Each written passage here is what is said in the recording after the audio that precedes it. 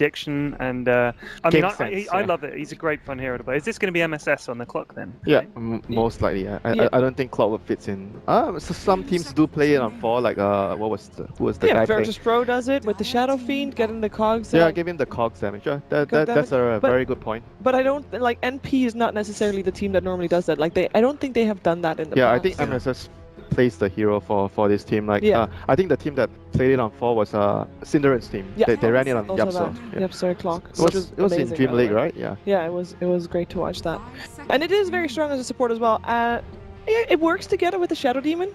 The combination, you just disrupt someone, you can walk up, it's like, hey, come here and make cloaks. Yeah, but I think it's better to have him as an offlaner. You want A, he's really good in the offlane. He's very hard to kill. He's got good ability to sort of escape with the cogs and everything. And also, you want to hit 6, maybe 7, and get a kill as quick as you can once you get hook. Yeah, that's the key. Look at the VP bans as well. They ban out the Mirana. Pretty good synergy with the Clockwork. You hook shot and you get a pre-setup for the arrow, same as the Shadow Demon Disruption. And generally, when you pick SD, you want to have a core that uses the illusions very well, like Luna, Alchemist, and the Morphling or the TB. Those are the first 4 heroes that comes to my mind. When you talk about synergy with the Disruption, they remove the Alchemist because it's one of the more ones to deal with. It's a lot of pressure when the enemy has Alchemist. You're always on this timer, or we have to put pressure. You can't let the money stacking up. Yeah. Absolutely. I mean, I do want to just quickly highlight, I mean, Ogre Magi picked again and again and again. Is this going to be one of the faces we see relentlessly in the draft? He's been like the support of, I would say, the whole of this flipping patch. Like he's just been around for, his armor is ridiculous. He has 8 armor. I mean, 8 armor at the start of the game, Alex, to give you some idea, is insane. Yes, right? I mean, Winter was just pointing at it, kind of just telling me how ridiculous it was. It's crazy. He takes basically no damage. So when it comes to harassing lane, going up and harassing the mid, he can just waddle up, bash you with his club, cover you in burning sort of oil, and then waddle off again, and just repeat. People always talk about that, but you forget that actually the Bloodlust is also another big part of the hero. Oh yeah, the Bloodlust for the carry. Oh my god. Yeah. So I mean, and is the beauty of Bloodlust that it synergizes with like almost everything? Because that anything. Makes it faster. Like that's it. Hit harder. As long as you're a right-clicking core, you do attack damage. Bloodlust is great for you. And it's not really a hero that you would prioritize to ban either, because right here, Warlock is a better one because it has more. It's more scary to face a Warlock later on. Naga Siren is more scary to face later on. Ogre is like, you know exactly what he's gonna do. He is extremely good at what he does, but you know what he's gonna do. Yeah. So. And VP going back for the same thing. Yeah. You can see like the first 3 picks. Luna is really good in the lane. Look at him smile. You pick Ogre to win the lanes, and then you have Sand King as well to win your lanes. You have Sand King, Ogre, or if they want to go back for the IO as well. Like everything is just basically repeat of the first game. We're just gonna go for your lanes. We're gonna destroy you in the lanes. Elder Titan there, good combination with the SD. What is it that you like about Luna in the lane, by the way? Like because of the Luna's Blessing, it makes it very difficult for the offlaner to lane, and the damage you get from Luna's Blessing plus so much, right? Plus the nuke. The nuke is actually so good in the laning phase. Yeah. Cooldown, a 6-second cooldown. Yeah. Just constant damage. Yeah. You said before, Winter, in the first game, that you said that Virtus Pro's strategy was more risky. That it was more risky. Harder to execute. Harder to execute. Excuse me. Yeah. Let me not paraphrase. But do you feel like this is going to be a similar case when you see NP's draft here? Does this look a bit more outrageous? I mean, yeah, they're going back for what they are good at, winning the lanes, but MP is different right now. The whole general strat is very different right now. They're going for, I think, more team fight and catch. The last game they only had like 1 disable from the Rubik lift. This game right now they have the Clockwork, they have Elder Titan, they have the SD Disrupt, they have a lot of disables. So they are clearly changing up a lot of things and going for a very late game carry, because SD Elder Titan is usually paired with a Morphling TB kind of hero. Or Alchemist, but Alchemist is already taken out. So I expect one of those 3 heroes to be picked here for MP. But isn't that very obvious for Virtus Pro? Like, they know exactly what MP is going to do. I mean, you know it, like, I would imagine Virtus Pro knows it as well. And they are, Virtus Pro's the early game team. They're going to crush you. Yeah, I mean, that's a sign 20 to 30 minutes. It's a sign of a good team. They don't really care about what your enemy is doing. They're just really, really focused on what you want to do and as a team, what you're good at. And is that an attitude that you admire? You like? That's how Alliance won TI3. Yeah. They don't really care about what the enemy is doing. They're just really, really focused on what they want to do and how they're going to play Dota. But you have to be able to stop NP or Virtus Pro in this case and what they are doing as well. I mean, you can't just you know, hope that you make it to think late about game. it this way: if you're picking in five heroes that are to support what you're doing and nothing to really counter what they're doing, then those 5 might be able to carry your strat off better than if you'd kind of half-assed it and then picked a couple of guys to that's counter like them. how EG does it. EG is really focused on counter picking the enemy or anti-strat. The Hey, enemy. Anti-strat, there you go. You can say Don't use anti-strat. my lingo. Like if you have 5 heroes all on the same page doing the same thing, Yeah. as opposed to 3 heroes and then 2 to counter them, then is your strat going to be as strong? How much? I guess you have to balance between. Yeah, it depends on the team, like how you function. MP actually went for the Sven. It's not a hero that is really good with the disruption illusions, but it is a very heavy carry hero because that's what you build into the SD Clock and Elder Titan. These 3 heroes, they take literally no farm at all from the map. So Aoi, here you go. The whole map is yours. You're gonna farm the map. And I like the last ban from VP as well. They have all really good setup for the Sunstrike. It's gonna allow MP to win their lanes, so good ban for them. So just trying to get Aoi see, big. DK. I really think they were going to take. They need a hero that doesn't take too much space for MP. So because Sven takes up a lot from the map. Yeah. They need an NV hero. I do like Sven pick up. Sure, it's a late game core, but at the same time, he is not afraid to fight early on as well. Yeah, but you need to hit like a timing. Ooh, Queen of Pain. Yeah, I like an that. early fighting hero. Like Queen of Pain is something MP picked a few times recently. Yeah. I'm not a fan of the hero, so. At the moment, I mean, she's been great in the past, but but it fits the bill. Like they need a hero that doesn't take up too much space and a hero that helps do damage with the clockwork hookshot or the other Titan stun. So if you get a huge stun or hookshot, there's a lot of follow-up damage. Whenever I see Sven, I always just wonder, like, he can never sleep on his side, can he? Like, he's forced to sleep he on his back. doesn't sleep, dude. Sleep is for the weak. He's a warrior. I don't know. It must be so horrible. He's just sitting there locked. He sleeps on the beach. Up. And he digs a little hole. Yeah, and he with a puts little his head bucket in and there. spade. That's okay. That's But then kinda he's got adorable. sand in his armor. It happens. Yeah. And Sun King's just hanging out there, just bothering him. This is once again a very solid draft from Windsor MP. just ignores us completely at the top. Yeah, and let's go back to the draft. Yeah. He's like, oh, these dumb British men. Let me tell you about Dota. Carry on, please. No, ignore us. Okay, what's no one gonna play Winter? Trying to think, you're though. gonna make him play that game? I'm gonna make him play that game. He's the best at that game. It's not like there's not one clear good pick here. Should I do the question time music? I mean, they can pick for the lane like a TA to win the matchup, but TA is not that great against their heroes. I wouldn't say there's a hero that pops up to my mind right now. Oh, that hero is great for their situation right now. Which hero does good against Queen of Pain? Like I Lane? mentioned, like TA would be really good. Yeah. Puck would win the lane too. Generally, no one is on like a carry type of hero. Would like a Shadow Fiend again not be good? Decent. He doesn't. I don't think he does that well against Sven because of the wall cry. Yeah. Sven is pretty good against Shadowfiend. You BKB, you run in and you pop your wall cry. There's no way Shadowfiend can actually do much to you unless the Sven is behind and Shadowfiend is ahead. Well, then you gotta really trust how your lanes is gonna. It's gonna be Temper Assassin as you mentioned. It's just like for the matchup wise, but I don't think TA is that great in general against the whole lineup of MP.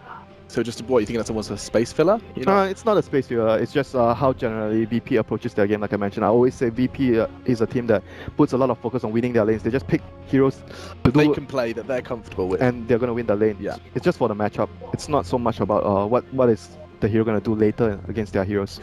Beautiful stuff. All right, well, this is where we ask for our closing thoughts. Before we do introduce the casters, I just want to kind of generally get the consensus that we're not expecting to see much more from NP. You've seen their draft now, Shiva.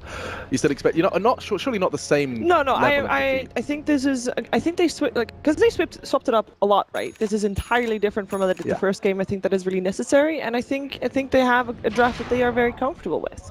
And that we have seen them execute this before, so they can do it.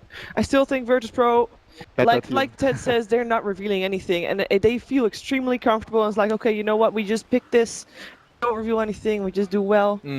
Let's. I mean, they're the better team, so they are the better team. The better team, and it's the better team doing basic Dota as well. It seems to be the general consensus on this. It's never desk. basic at this level. No, Alex. I don't know what you guys do in CS:GO. I'm allowed to use Winter's words. When Winter says it, I'm allowed to steal it. All right, well, I'm just going to go ahead and get off the screen so I can go ahead and blush. Let's introduce two people that always make me blush. It's, of course, Toby One and Malini to cast through this one.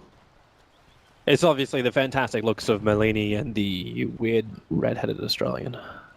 Just sets everyone a You little just bit. made it awkward, Toby. Just thank him for the compliments. Thank him? Yeah. Thanks, you. Machine. Thanks, Machine. Come on, Toby. I'm glad you're here. All right, let's. Oh, my alt key was stuck. I was just pinging on the map nonstop. Yeah. Let's not do that and destroy all the observers' experience. Yeah. So NP versus VP. VP. Again, we have the same kind of similar thing. Really, really good laning phase coming out from them. The Templar Assassin being the one to cap off their lineup. Everything looks pretty stable again for VP. I think the bigger problem is giving them Sand King and Ogre again. Those two are just really nasty in their hands because it's like they run around the map a lot, they control their lanes, and they like to stun so they can just constantly kill you over and over again. And like they're just very imposing, I think is the word I would use for VP. But how do you really ban out these heroes against Virtus Pro? Like I was talking to Casper before these games actually started today, and he's just like, yeah, you know, VP's just going to keep doing exactly what they've done before because they know it works. And why are we going to fix what's not actually broken? So we just keep running the same kind of thing. They've got enough diversity where you've always got like these 3 alternate heroes. When something else gets banned out, they just cycle in a new strategy. Deal with the Bat Rider, which they've been banning out instead. Yep, I would say. This game, they didn't ban out the SD and they tried to take it themselves. I think that Ogre is a much better first pick personally against VP, but then you'd give them SD Luna. Yeah, which... that's what they're trying to avoid, right? That can be manageable though, because if you give them that, then you can take the Sand King yourself, who is also really good versus the illusions. I think that's why VP took it in the second phase. They're like, oh, you're going to ban Sniper? Sure, I'll take Sand King. You want to pick a Manta plus a illusion hero? Okay, I'll get Ags and own all of your illusions with Caustic. And then they were severely limited in their carry choice. They had to go with a Sven who doesn't even use illusions. So now the first pick's kind of wasted. They don't have them run to pair up with it. What exactly is the SD supposed to do this game? Like right now it looks like 1437 is just tasked with saving any target which is initiated on to then try and counter initiate. That's all. There's a lot of other heroes that can do that. They can offer you a way better toolkit. Let's say like Dazzle, I would say, would be one of the heroes that I would say fulfills a. But they also role. at the first phase. Now top lane, the initiation happens, and because of Shadow Demon in the middle of all this, Savage does actually have that wonderful spirit out, a lot of damage into Ramsey. At the same time, the SD, he does eventually fall. He was the one that started everything on. But it's a 1-for-1 trade-off. The Luna for the support SD, but first blood did go to the Ogre of all the heroes, and the TPs are coming back already. Yeah. One of the benefits of the Shadow Demon, though, is making the illusions of the Luna, but they can expect the TA and the Sand King to do the majority of their damage, and Luna kind of just sit in the back and reinforce everyone else. It's also one of the benefits of being Luna. She can be a hard carrier, or she can just buff everyone out and stay alive. Do you actually modify your build just because of that, knowing that you're going to get disrupted up? So like less stats or something along those lines? Because you still like want to look towards your Manta and such. You can go HOD, I would say, and stack for the TA. I guess that's one alternative that isn't stats, that helps out your team a lot.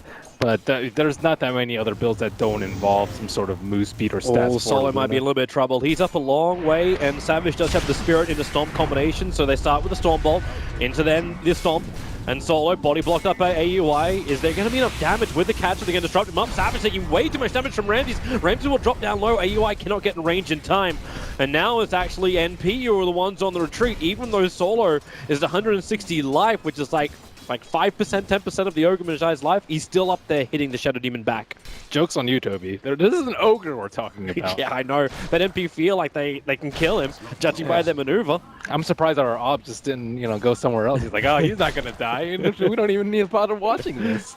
Yeah, let's go down to the bot lane instead and watch like MSS versus Pasha. Oh, they have a stomp onto Luna. With the Storm Bolt follow-up. That's it. Mega dead. I actually like this catcher early on too. Coming out from the SD, they're actually amplifying up enough that they can get through heroes like Ogre. Obviously, we just had a whole bunch of denied. Both Lil and Solo denied themselves up. So right now, the neutrals are on the same score as MP. It is important, though, for MP. Oh, Courier Snipe middle. He's going in. Oh, it's been 3 minutes. It's Envy. It's Envy in a nutshell. And is he denying himself up to... That is usually not the choice for people to deny because you give them a little bit of gold, but 149... Maybe he could have walked for the Ancients. Is that worth it, though, for him? He's giving away 150 gold. Let's say that would take him like... He took the bottle off, right? Yeah, he did, off the chicken. Top lane, initiation, going to go on AUI, they drag him back, but the stomp here again from Savage creates more space. They all look very tired and asleep, but Luna, the catcher, is on him, combining it with the Shadow Poison. Ramsey makes a break for the tree line, and he'll actually go down. Now in solo, trying to help out Eternal Envy's rotated up here too. The Virtus Pro, they're outnumbered. Lil needs to help out somehow with the Fade Bolt. It's just not doing enough work. They do kill this Ven, thanks to Lil, but now Envy is on the hunt. It's a double kill for the SD, but it's Lil trapped in the tree line. His TP's coming off cooldown now. There's no mana for a disruption, but he's not going to attempt the TP. Does as much damage as possible and then accepts his fate. That's another benefit of Envy, though, dying right when he did. If he dies in neutral, that's be 6-7 more seconds, which I think he would have made the fight on time, and MSS gonna take a spill as every hero has just kind of went to a different lane at this point. Yep. I'm wondering though if it's really worth it for Envy. Like, his mid lane wasn't going well. He's 11 CS now. Didn't get any of the kills. They were just supports. But no one's sitting at 28 for 10 on that Templar Assassin. Yeah, it is risky for Queen, especially before, like, let's say 6-7. When I think she really gets strong, and Solo is kind of just making sure she can't come back, do anything. And on top of that, the mid tower is almost dead. It's at under 500 HP due to the constant beatdown from the Templar Assassin. Yeah, and TA's in a fantastic spot too. Like, yeah, you had the courier sniped out, so this didn't bring everything back, but now we've actually got the courier back up. The bottle's on the way. It looks like that's actually the full Ring of Aquila as well for TA. So while these items being missing is a bit of a pain in the butt, he can always just come back. There's 2 Observer Wards down on top of that tower as well. And Lil, 1437, gonna maybe walk into on top. That was a close encounter, and looks like he will be able to stop the pool from happening. Just messing around with the SD.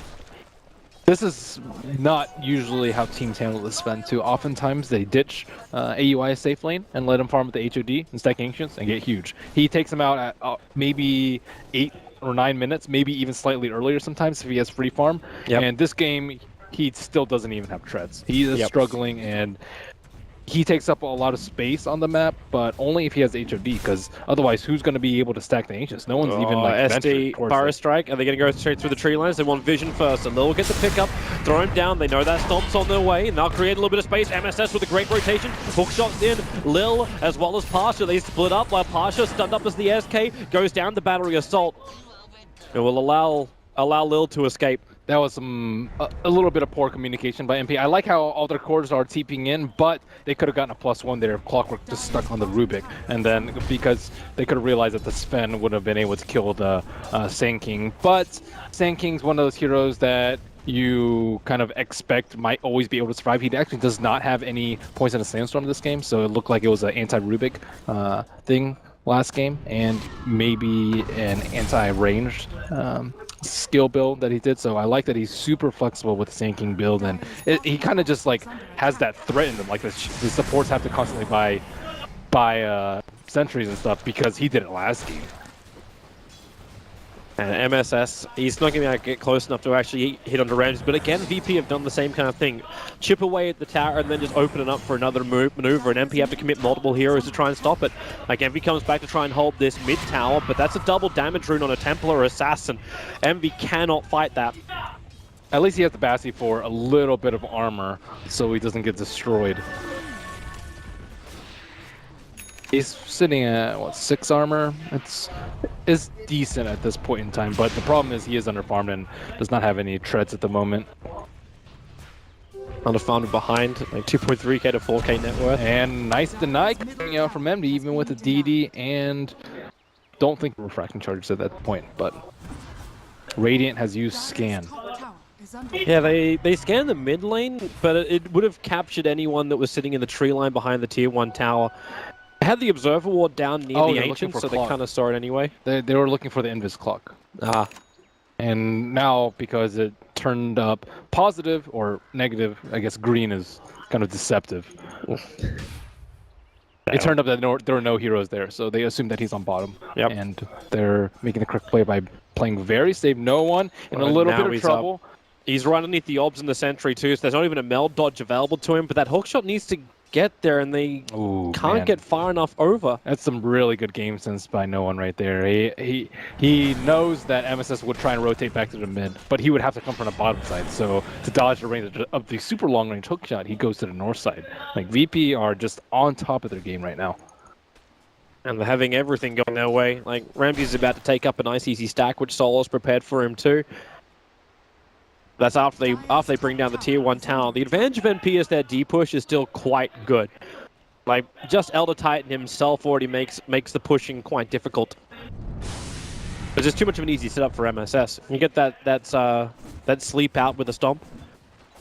MSS just jumps in with hookshot, then quick follow-up from the rest of MP.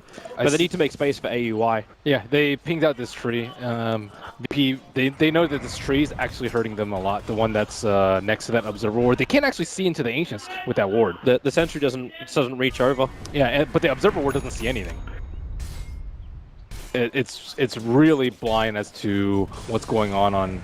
But he threw it down. Like, the reason why they committed both the sentries is because when that obs was thrown down, Savage was right on top of the hero. So he's expecting the camp to be blocked.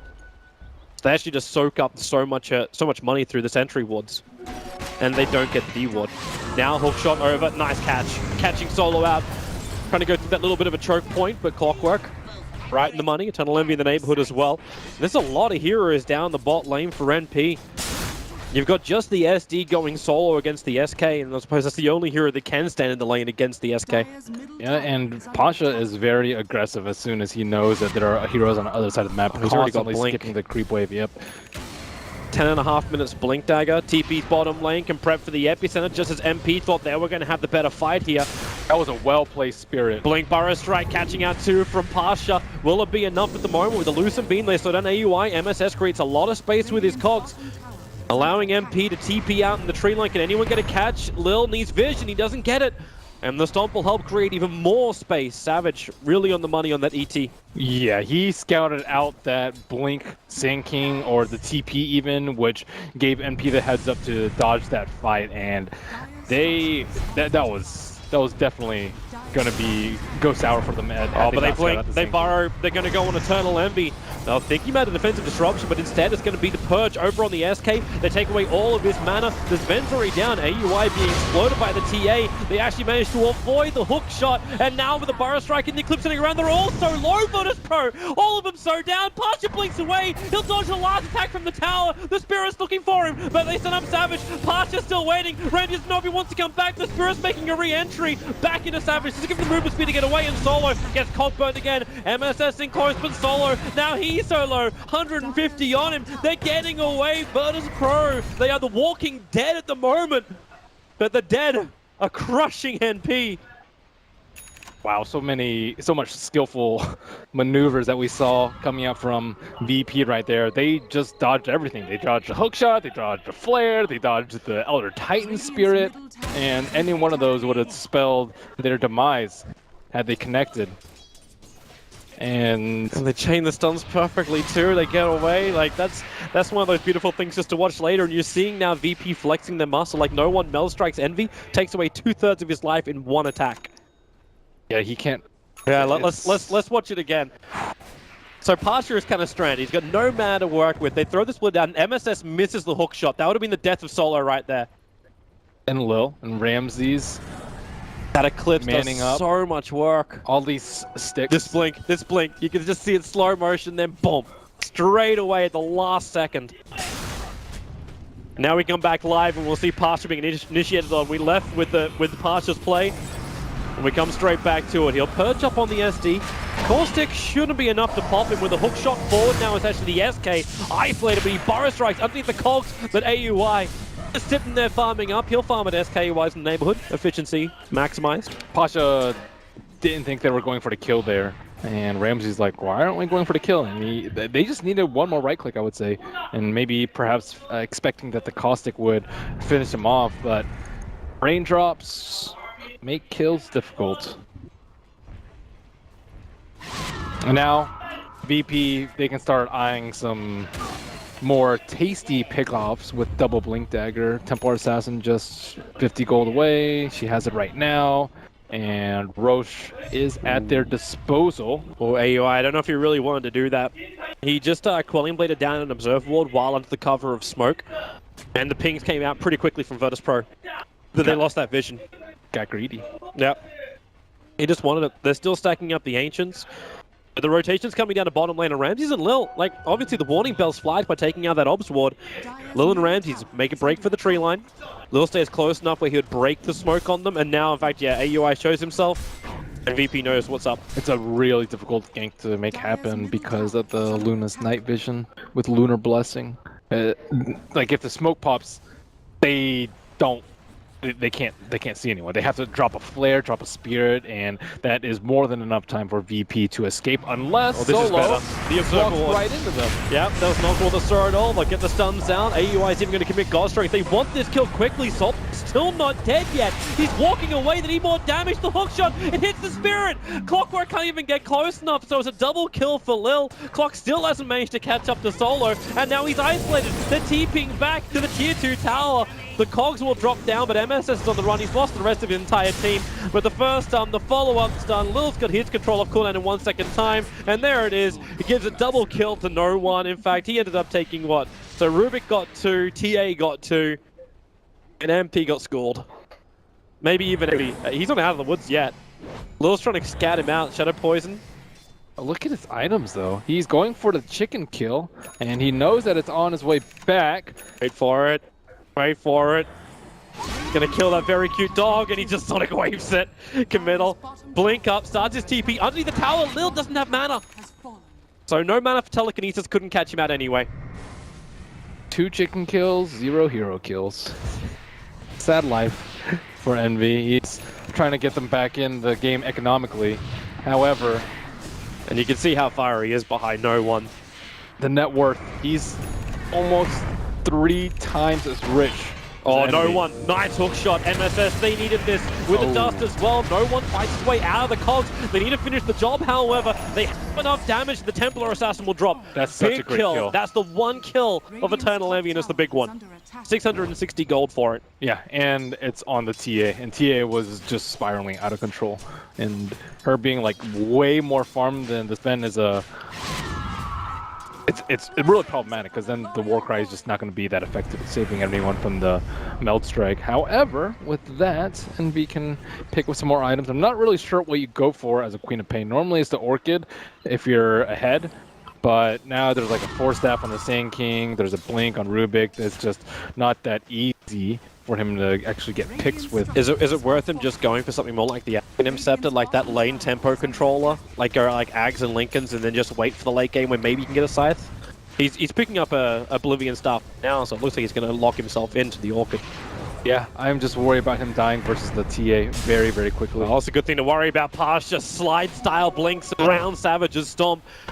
But Queen of Pain, Eternal Envy, still had that haste rune bolted up, so he triggers it and walks away. So the maneuver from VP doesn't end with a kill.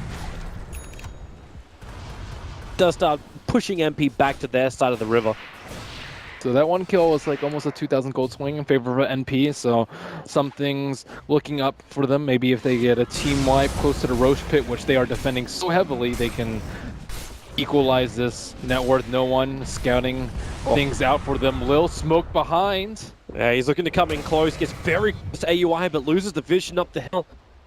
But MP still got a lot of men on the ground around this point, and they're going to find SD sitting in the tree line. Well, that's ugly. That's a wilting rose. And now this opens up VP where they may feel they got enough confidence to start on Roshan. They still have the issue of ET Spirit into Stomp, and ET Split is a real issue. Same with MSS's hook shot and consistent scouting with Rocket. They have observer wards on the east side though, inside the lane, so that know that these two heroes are over there. They don't know their exact positioning, however, and they do have to beware of the hook shot. Maybe a hero might stand on the right side to block it. That actually may even, well, kill by a Radiant. Templar Assassin grabs the Aegis and instantly no one blinks up looking for the kill. But already MP have fallen back. So lost control of Rose. Ancients kind of slowly going the way of VP's control, wrested from VP's grasp, and I just don't see this Queen of Pain getting back into the game though. Queen of Pain is just too poor. Like every time go in a team fight, you just have to be deathly afraid of TA just Pasha found him too. you. Blink is off cooldown at the moment, starts the epicenter, but Lil holds Queen of Pain in position. He buys as much of the second Oblivion staff as possible, but it's still a dead Envy. Yeah, I honestly don't know what to go for.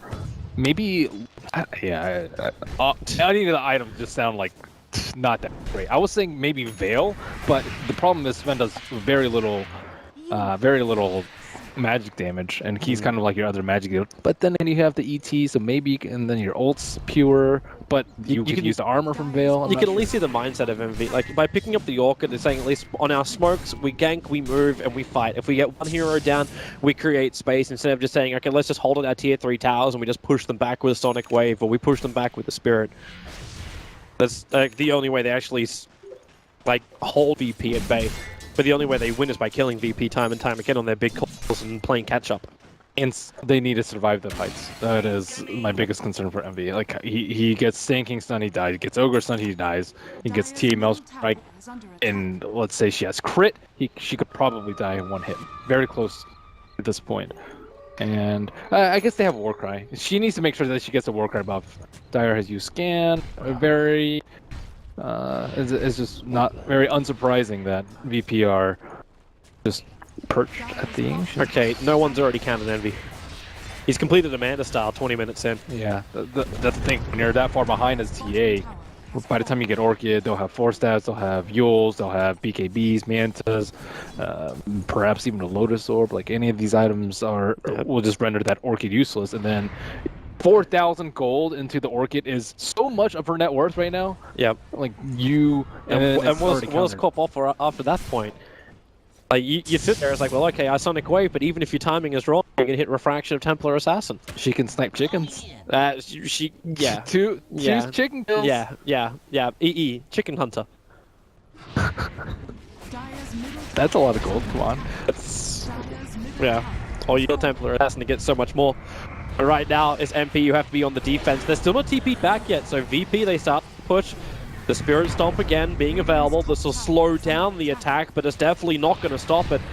I need to bring everyone is back. Watching AUI with that Blink Echo Saber of his. They need to kill Luna, but Luna has a Hurricane Pike, so now anyone that gets 4-stepped can easily be saved by either Luna or Pasha. And the Spirit Stomp also missed on no one. They can't even catch him.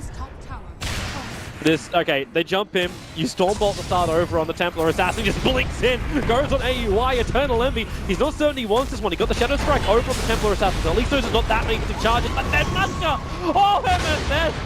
He gets disintegrated. The Dimensive Disruption too, is it going to be enough there to get away? Pasha Envy jumping up for the kill, but then Yule Scepter up with the Eclipse, Ramsey goes up Eternal Envy again, Pasha on a Beast of Life, retreats out. The Clockwork brought back, but he also won't find his opening.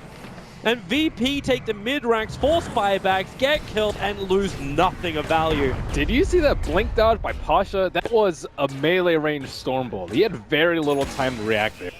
And he baited Envy to blink downhill, and that was his death. But Pasha, that's his second great blink dodge of the game. Well, we get to see him. We'll start making a highlight clip again of all that stuff.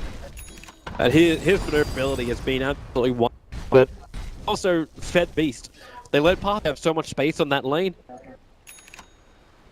Alright, so we're going to get to try out something really cool here. We're actually going to watch what Pasha was doing with this replay. So this is his perspective of that last fight. You're going to get Epi sinking owns the clock. But at this point, he got 4-stuff. 4-stuff down. Okay. It was. I thought it was a blink. It was at least his own 4-stuff, but Ramsey's, like, this Yule Scepter timing with the Eclipse, like, Pasha made it feel like EE had a chance. Yeah, if he's just a little bit too underfarmed though. Like, if he had a little bit more int, so his right clicks hit just a little bit harder, and had a little bit more spell damage from that intelligence, and like maybe he would have gotten that kill. But it's just unfortunate that it's a situation that Quap is in, that she is just really far behind. Like, the experience graph is way worse than actually they're both. Yeah, the graphs are pretty high up. There's no spinning that to to make it sound good for NP. NP have to climb a mountain at the moment. That's pretty much it. Raiding in a scan behind, so VP just making sure there's no shenanigans from NP. Yeah. They do have the Orchid over on EE. So this is one upside. The downside is almost every single hero is accounted for the Orchid already. And the hookshot, which they are kind of heavily relying on. MS on the south side, maybe looking for a hookshot. Solo is the scout. He doesn't want Solo. He can't kill Solo. No. And they know it. Like the only person that potentially killed Lil, but Lil's walking around with a blink dagger and a freaking point booster. He's completed an Aghanim Scepter. I don't think they can kill Lil. I don't think they can kill anyone with it. 2 4 staff. They have the butterfly. They have to try. At least get like a Luna to fight for their cause. That's one small upside. This is a fight you know you're gonna lose if you hookshot. Yeah, you know you're probably gonna get team wiped unless. But space creation, right? That's no. The AUI! He goes in, but the disruption, it went the same time as been initiated. Solo at least isolated here, but with the 4-star and Burrow striking from Pasha. Caught Savage, he caught Rose, and MP completely caught Pasha. It still wasn't even used, but no one does so much damage. The butterfly, AUI can't even hit him right now. No one is untouchable. And you got MSS on the front lines. Buybacks are coming in from MP, but this feels like desperation. MP blinks forward, no one waits, and then 2 hits down the SD, moves on to Envy. It's a rampage, and it really is the game. AUI is stranded between everything. The only upside, in fact, it's only a Luna and a TA. The downside is it's the Luna and the TA. There's still a life for Virtus Pro. So AUI tries to be a man, but it's just not man enough. Too many rampages, and MP will lose their first game to Virtus Pro 2-0 in an insanely convincing fashion. So we just from got Virtus Pro. 5 rampages by the same person in 2 games. 5. Yep. Pretty.